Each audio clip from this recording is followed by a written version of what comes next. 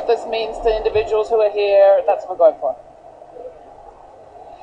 Oh, it's getting closer. The labor and community organization march on Occupy Wall Street is coming up very soon, and we'll be leaving the spot and going to cover the rally.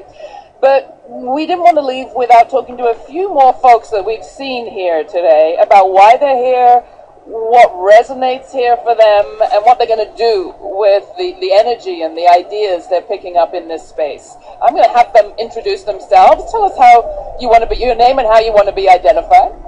Well, my name is Siham Jihad. I am an activist and a humanist from Boston, and I'm also a Muslim American. I came to Occupy Wall Street because this inspires me beyond words, and it hits me home real hard, especially for someone who's been heavily involved with all the protests and the uprising of the people that have been happening in the Arab world recently. Despite all the, the snags that the government is trying to put on us and the pressure, we're here and we're here to stay. And I'm also want to take this back with me to Boston and tell people they cannot beat us. We are 99%. They cannot beat all of us. They cannot arrest all. They don't have enough jails for all of us.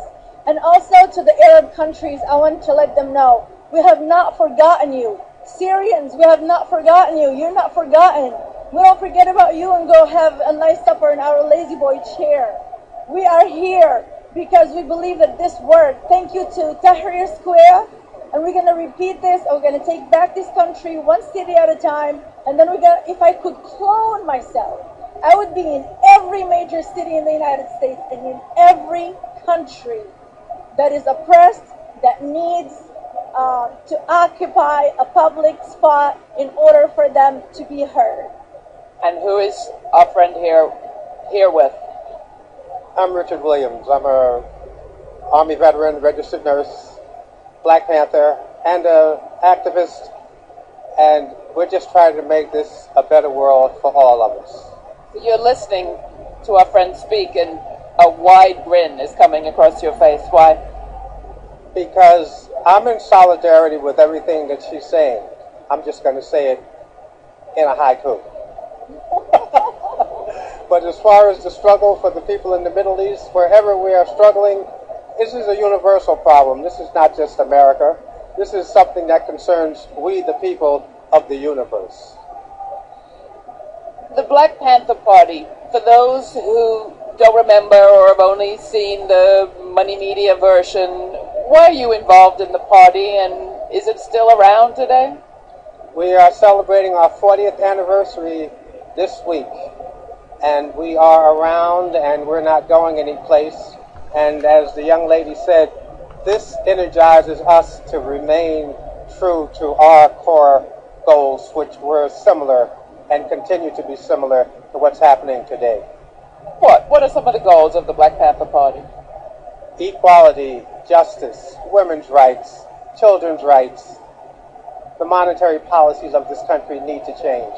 It's not trickling down, and the middle class is in a big trouble.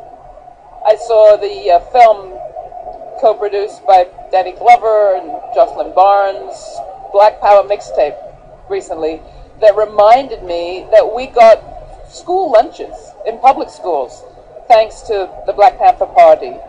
What other legacies do you think continue? And what does the experience of the party have on the other side to teach or warn the people here?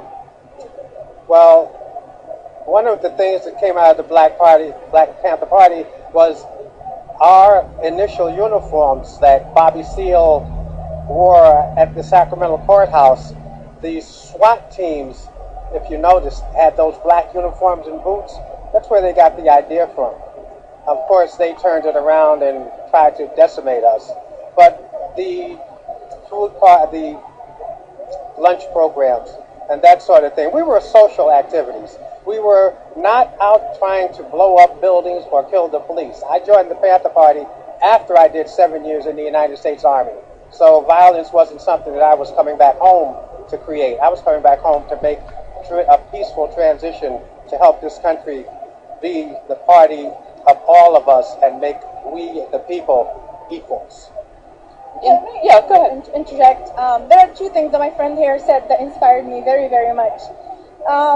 The first thing is that he said that the goal, basically, or the slogan is equality, etc. This is the very slogan of every single Arab world, and it is, I'm quoting, okay, freedom, dignity, and equality, and social justice for all. And the second thing he said about violence and, certain stereotype, especially with the last name like mine, who wouldn't run away, jihad. But let's think about it this way. There are millions of Muslims in America.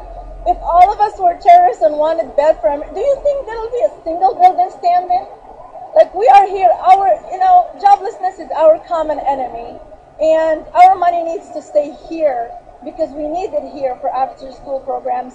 We need it here for our youth. We need it here so that we can create that spark of hope in the faces of millions who are either graduating or about to graduate, and they don't know what's going to happen. They're telling us that another economical crisis is on the loom, and everybody's worried. This is our common goal. The wall has got to come down. Main Street needs to strive. Talk a little bit about how your communities have survived under attack. The political African American community in this country, the Muslim American, Arab American community in this country. People here may still have quite a challenge ahead of themselves when it comes to enduring repression and pushback from the status quo and the powers that be. Who knows how long even people will be able to stay in this square. Have you got any thoughts about advice, perhaps, coming from the people you know so well? Well, there is this one initiative that I decided to do in spite of whatever else is going on. I'm going back and occupying Boston. I'm going back tonight and occupying Boston. But I'm taking every single one of our youth, well, we call it the young Muslim professionals. I'm taking every single one of them in there. We're setting up a tent and we're telling people, we're here to stay. Your problem is my problem. As much an American as you are. And you know what? Like me or hate me. If you have a problem, come and ask me. If you have a question, I'm very happy, but do not hold on to the stereotype because that's against the very reason why you are occupying. Aren't you afraid? Absolutely not. Absolutely not. I believe in this and I am ready to go to the ends of the earth for this. I agree with you, sister. Right on. Advice? Continue. Don't give up the fight. Because the things that we, and I say this, we as black people were fighting for, it's trickling down now to the middle class. The chickens are seriously coming home to roost. And the things that they looked at us and said, well, you guys need to go out and work. Well, I am a registered nurse. But there are people getting out of Harvard, Yale, all of the good schools that cannot find a job, and a lot of them are out here today. So it's a common fight. It's not just me against the white folks or me against the Muslim people. It's about us as we a people united across this universe to make this a better world to live in for our children, grandchildren, and I have both, to have some hope for the future. And maybe if we had better ears and eyes and could more closely and more quickly see what was happening to people that we didn't think were like us, we might be smarter and better informed about what's coming down the pike. Just a thought. That's why we have independent media. That's why we're glad to be with you today. And I want to thank once again everybody who has made this possible. This is a collective. The crew behind this broadcast has acted as a collective too. And we've done it with your help. So keep your contributions coming in. Thanks for watching Free Speech TV. A whole lot more coverage from Occupy Wall Street coming up.